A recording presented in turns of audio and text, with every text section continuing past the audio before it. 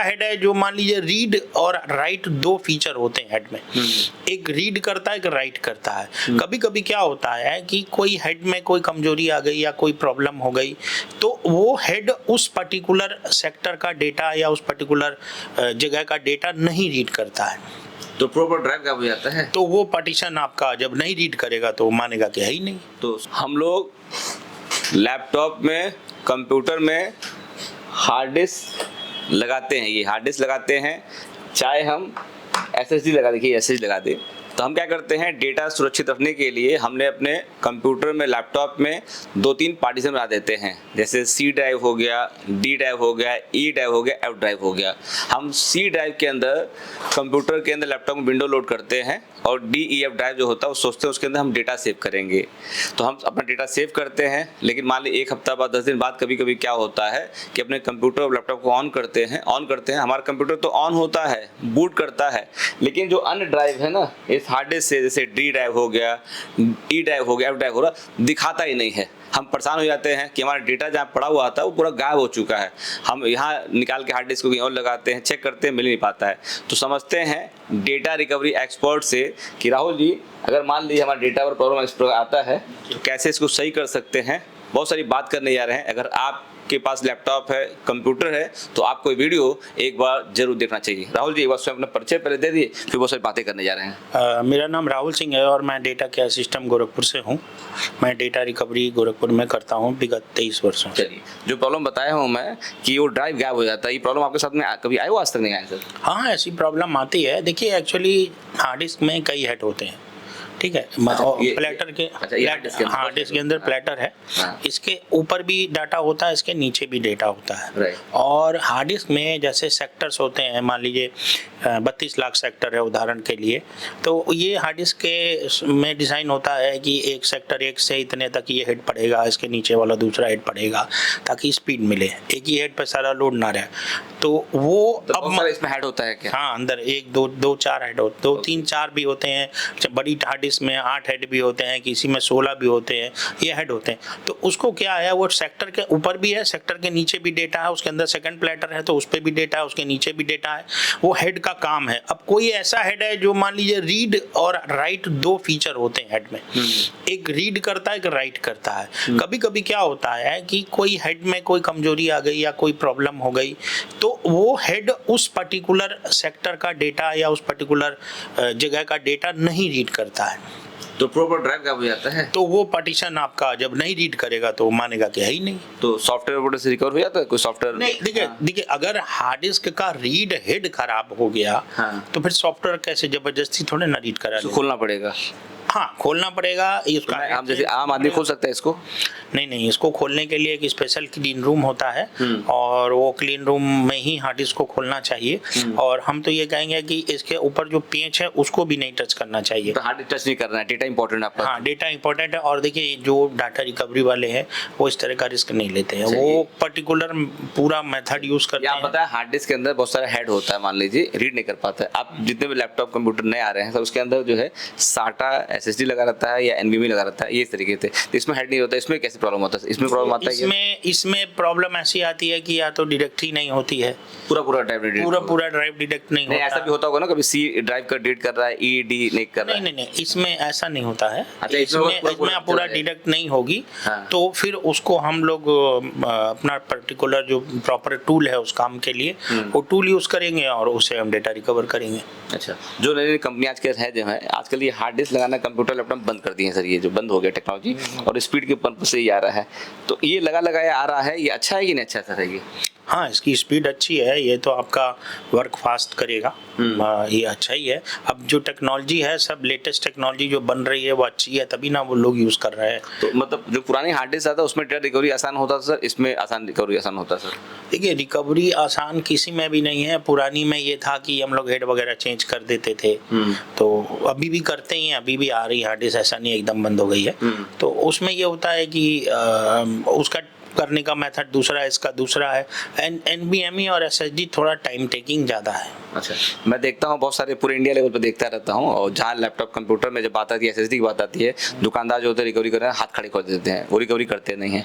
तो मुझे लगता है 23 साल से अनुभव आपके पास पड़ा, आप काम कर रहे हैं, तो SSD NVMe का डेटा आप रिकवर कर लेते हैं? कितना % चांस आप कर लेते हैं रिकवर कर लेते हैं? देखिए, हम 100% रिकवर कर लेते हैं। अगर हम वो केस लेंगे तो हम उसको रिकवर करके देंगे। अच्छा, एक्चुअली NVMe SSD की जो डेटा रिकवरी का जो प्रोसीजर है, जो मेथड है, वो नॉर्मल हार्ड डिस्क से बिल्कुल अलग है। किस प्रकार से? जैसे NVMe में इसको हम लोगों को इसको जैसे कभी कभी रोम मोड में चली जाती है, तो रोम मोड से निकालना होता है। फिर इसको रिकवरी के लिए पहले इसको इसमें एक प्रोसीजर है जिसमें हम हार्ड डिस्क का जो इसमें NVMe के ऊपर जो BJ चिप वगैरह लगी है उसको डिसेबल निकालने की मशीन है, ये पूरा निकालने का सब पूरा सब है, सब रखे हुए हैं। हाँ, डिसेबल करना पड़ता है। फिर देखना पड़ता है कि हार्ड डिस्क में कोई प्रॉब्लम है या रोम में कोई प्रॉब्लम, हम उसके कोई पार्ट में प्रॉब्लम है, ये सब हम लोग देखते हैं।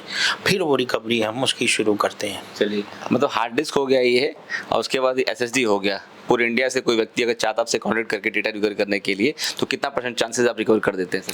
सर देखिए, जब हमारे पास ऐसा कोई आता है कि साहब मेरी हार्ड डिस्क डिटेक्ट ही नहीं हो रही है, उसमें काम नहीं है, तो हम ये करते हैं कि पहले उनसे ये निवेदन करते हैं कि सर हमारे व्हाट्सएप नंबर पे आप हमको हार्ड डिस्क का कंट्रोलर का फोटो भेजिए। ठीक है, हम आम आदमी कैसे कंट्रोल क्या होता है इसके अंदर? जब हार्ड डिस्क आपकी खराब हो गई वाली इसका कंट्रोल क्या होगा सर? जैसे हार्ड डिस्क आपकी खराब हो गई, आप कोई दुकान वाले के पास तो जाएंगे ही, डेफिनेटली जो कंप्यूटर मेंटेनेंस का काम करता है, तो बोलेगा ना कि हाँ साहब मेरी हार्ड डिस्क है वो डिटेक्ट नहीं हो रही भाई, खराब हो गई। तो ये देखिए, इस हार्ड डिस्क में यहाँ कंट्रोलर होता है। अच्छा, मतलब IC के ऊपर क्या समझे? हाँ, इस कुछ हार्ड डिस्क में सिल्वर कलर का ऊपर ही सबसे होता है, उसको पढ़ते हैं। फिर उसका जो नंबर होता है उस नंबर को हम देखते हैं, फिर वो अपने टूल में चेक करते हैं कि हाँ ये हमारे टूल में है, ये सपोर्ट करेगा, तो हमसे कहते हैं कि आप इस हार्ड डिस्क को हमें कोरियर मिल जाएगा, तब करते रहते हैं। हाँ, जैसे एक्चुअली अभी एक प्रॉब्लम क्या है आपको पता है, एक कंपनी थी मतलब हार्ड डिस्क की, हाँ वो चली गई, उसने काम बंद कर दिया कि अब हम साहब हम जो है आर्टिफिशियल इंटेलिजेंस को हार्ड डिस्क बेचेंगे, हम मार्केट में नहीं बेचेंगे। अब उनका जो सपोर्ट है वो भी बंद हो गया, सब कुछ बंद हो गया।